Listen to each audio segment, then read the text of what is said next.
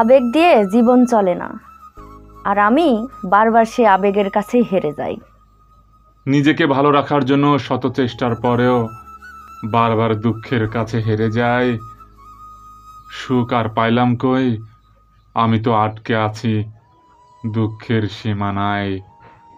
নত হলে যদি সম্পর্ক গভীর হয় তাহলে নত হও, কিন্তু প্রতিবার যদি তোমাকেই নত হতে হয় তাহলে থেমে যাও, কারণ ভালোবাসার স্থান বুকে পায় না।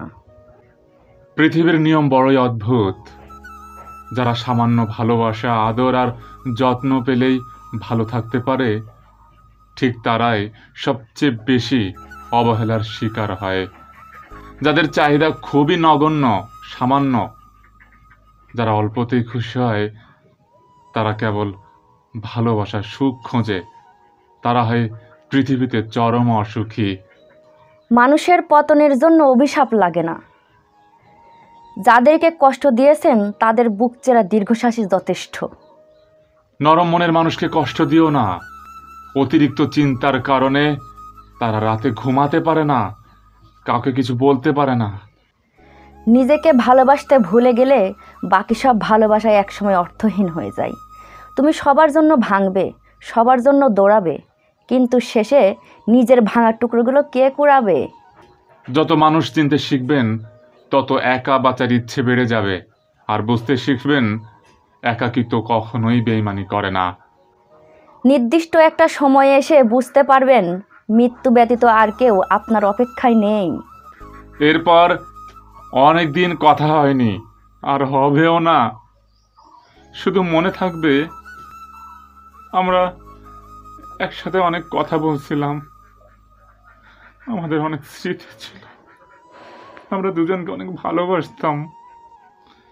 কোন এক পরিস্থিতির কারণে আমরা আজ আলাদা।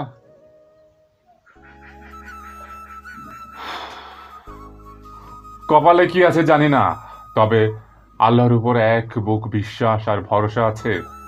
তিনি হয়তো কোনো একদিন আমাকেও শ্রেষ্ঠ কিছু দান করবেন, ইনশাআল্লাহ। বেদনার গন্ধ আমার শরীরের সাথে মিশে গেছে, যা আমাকে প্রতিনিয়ত অসহায় যন্ত্রণা দেয়।